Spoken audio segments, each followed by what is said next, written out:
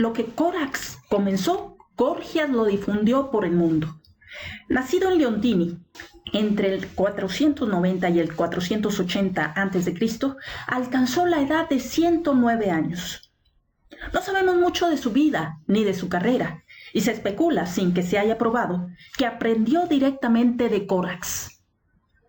Lo que sí sabemos es que en el 427 a.C., al principio de la guerra del Peloponeso, emigró a Atenas, llevando consigo la retórica. Allí se estableció como maestro y dio lugar a una especie de Big Bang de su especialidad. Una generación después, Atenas estaba llena de maestros y practicantes de retórica. No ha sobrevivido ninguno de los manuales de retórica de aquella época, pero sí disponemos de algunos ejemplos de la retórica de Gorgias. El más célebre es su encomio de Helena, un ingenioso intento de exculpar a aquella preciosidad, el rostro que hizo zarpar 1000 barcos, de haber sido la causante de la destrucción de Troya. Esto se pondrá, por ejemplo, después en otros videos, cuando se trate la retórica epidíctica o demostrativa. Pero cabe preguntarse, ¿por qué tuvo un éxito tan inmediato la retórica en Atenas? En primer lugar, allí se estaban familiarizando con un experimento democrático radical y sin precedentes. Los atenienses fueron los primeros que ofrecieron al mundo un sistema político basado en el voto y en el que se gobernaban por sí mismos. Su historia es la de las sucesivas revoluciones por las que el poder pasó de los reyes a los nobles y de estos al pueblo. Al comienzo, hasta el siglo VIII a.C., Atenas tuvo un régimen patriarcal, agrupándose las familias en tribus o demos, a las que se imponía una de ellas. Esto creó la autoridad real, monarquía, siendo su primer rey Teseo. Posteriormente, hacia el siglo VII, en la época arcaica, los propietarios de la tierra crearon una aristocracia, echando abajo la autoridad real. Eligieron a unos magistrados anualmente llamados arcontes, que eran 9, y se convirtieron en sus gobernantes. Como el gobierno de estos fue brutal y por deudas el pueblo era convertido en esclavo, se producían continuas sublevaciones. Para evitar esto se creó un código severo de leyes, el Código de Dracón, pero consiguió el efecto contrario. Para evitar una guerra civil, los nobles y el pueblo acordaron en confiar a Solón, en el 594 a.C., una nueva organización política. Se abolió la esclavitud por deudas, se repartió las tierras, limitándose la posesión de estas. Pero sobre todo, se dotó a Atenas de una constitución, sentando las bases de un nuevo sistema de gobierno, el democrático. Ya nada se haría en Atenas sin contar con la voluntad de todos expresada en la asamblea. Cabe preguntarse por qué tuvo un éxito tan inmediato la retórica en Atenas ante esta situación. En primer lugar, allí se estaban familiarizando con este experimento democrático radical y sin precedentes. Hasta principios del siglo V a.C., la Asamblea Popular no se convirtió en la depositaria central del poder en el Estado ateniense, y las oligarquías y tiranías que la habían precedido no eran, por definición, un terreno fértil para el desarrollo del discurso público. Pero con el nuevo sistema político creado, la democracia, el principio del discurso persuasivo formaba parte de los fundamentos del gobierno. Los aristócratas que lamentaban el debilitamiento de su influencia veían una oportunidad para recuperar parte de esta, si lograban dominar las habilidades necesarias para controlar la asamblea. Pero, ¿cómo era aquella asamblea? No se parecía mucho a lo que hoy consideramos democracia representativa, así que merece la pena hacer un breve esbozo de su funcionamiento. En la época en que Gorgias llegó a Atenas, había unas 300.000 personas viviendo en el Ática. Los varones mayores de edad que podían y debían votar en la Asamblea General no constituían más de un cuarto de la población adulta total. Los esclavos y las mujeres no votaban. Los metecos o extranjeros residentes, como es el caso del propio Gorgias, tampoco votaban. Para votar había que estar allí, en persona, de forma que los ciudadanos que vivían fuera de la ciudad no podían ejercer su derecho.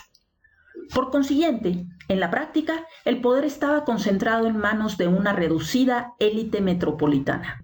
El gobierno ateniense comprendía 3 organismos principales. El primero era la eclesía, o asamblea general, compuesta por cualquier ciudadano que hubiera cumplido el servicio militar y alcanzado la edad adulta. Al ser una democracia directa más que representativa, se pertenecía al demos o cuerpo soberano por derecho, no por elección, y todas las decisiones se tomaban de acuerdo con la norma de un hombre, un voto. El que no se presentaba no tenía voz. Las decisiones de la Asamblea General se encargaba de aplicarlas un cuerpo ejecutivo llamado Bulé o Consejo de los 500, lo más parecido que había en la antigua Atenas a los parlamentarios actuales. Sus miembros electos procedían de las tribus del Ática, cada una de las cuales enviaba 50 hombres al consejo. No obstante, el consejo apenas tenía poder.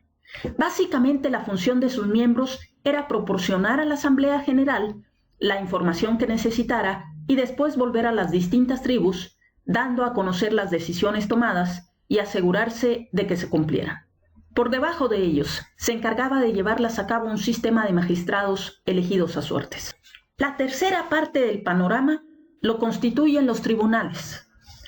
Aquí, la antigua Atenas se asemeja a una democracia moderna, mucho menos que en los casos anteriores.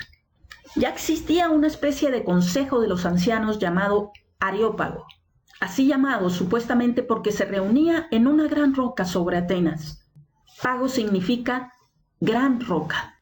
El Areópago, o la colina de Ares, también como se le conoce, era integrado por ancianos expolíticos que funcionaba como un tribunal de apelación aristocrático.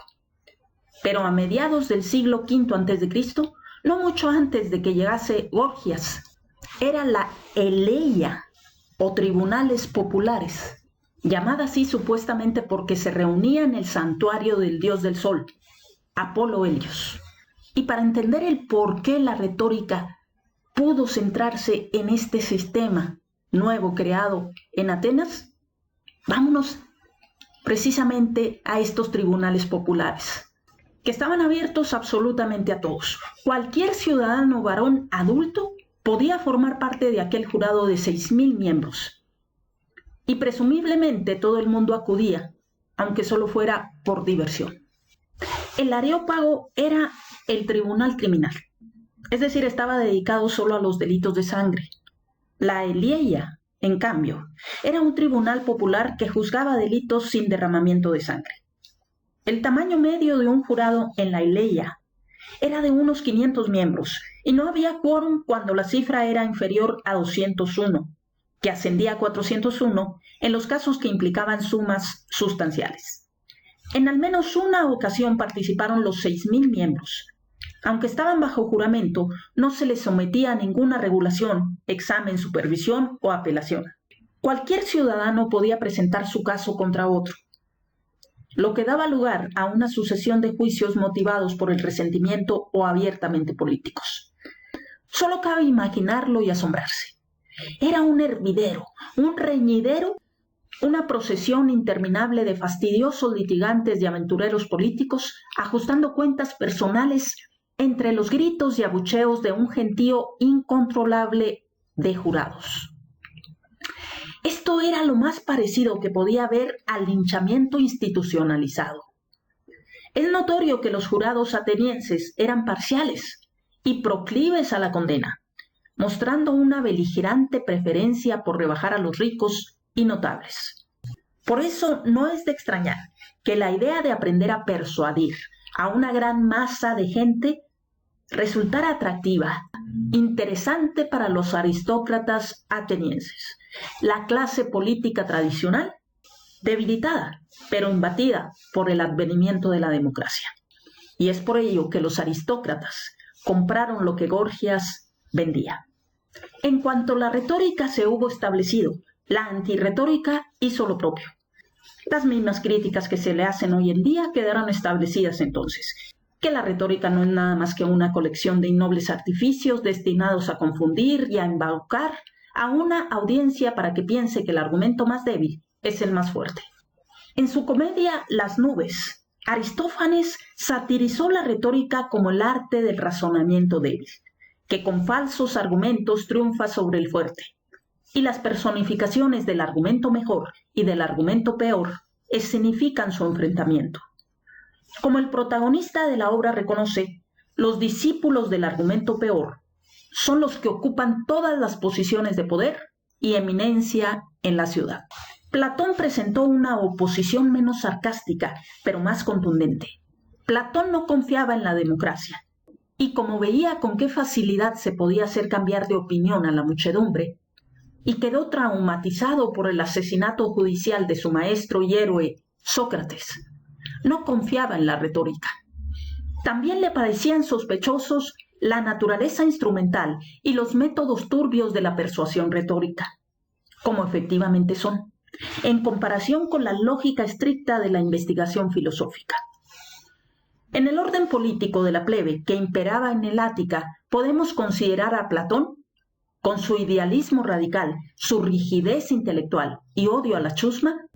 Platón lanzó su ataque más sostenido a la retórica en su diálogo Gorgias, donde imagina a Sócrates sometiendo a un tercer grado al epónimo retórico.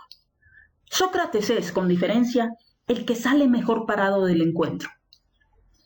En primer lugar, Sócrates va llevando a Gorgias al terreno que le interesa, induciéndole a que reconozca que la retórica es la artífice de la persuasión, y a ello abocan toda actividad y meta de esta. ¿Eres capaz de decir que la retórica puede tener algún otro efecto, aparte de inducir a la persuasión en el ánimo de los oyentes?, le pregunta. Gorgias admite: en absoluto, Sócrates. Más bien me parece que la has definido satisfactoriamente, puesto que esta es su meta. Gorgias relata más tarde que con frecuencia ha acompañado a su hermano Heródicus, que es médico, a visitar a pacientes que no quieren someterse a algún tratamiento y que su oratoria es mucho más eficaz que los razonamientos médicos para persuadirlos. Aquí Sócrates salta.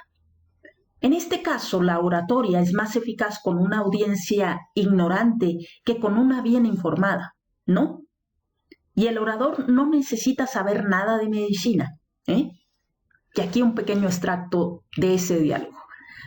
Sócrates: así que el que no sabe nada será más persuasivo entre los que no saben que el que sabe, cuando el orador es más persuasivo que el médico.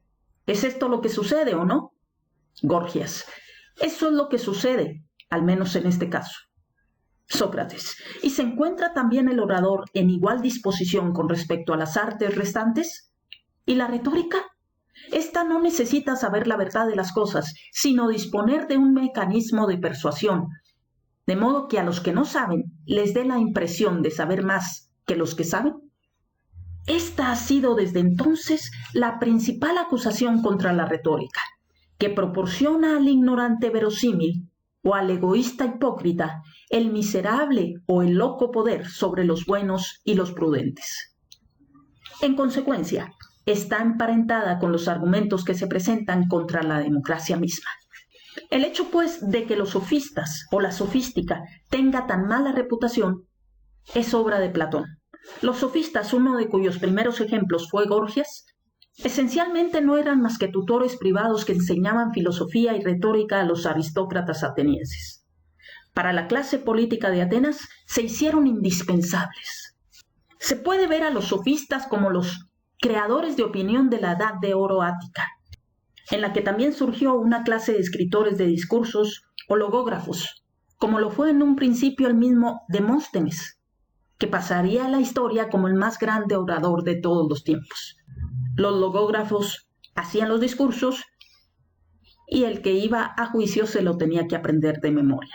Así Atenas se convirtió en el centro de una floreciente industria retórica y con ella surgió un creciente interés por sistematizar ese arte.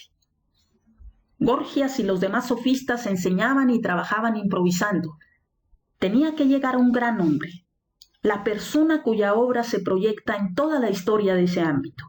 Se trata, por supuesto, de Aristóteles.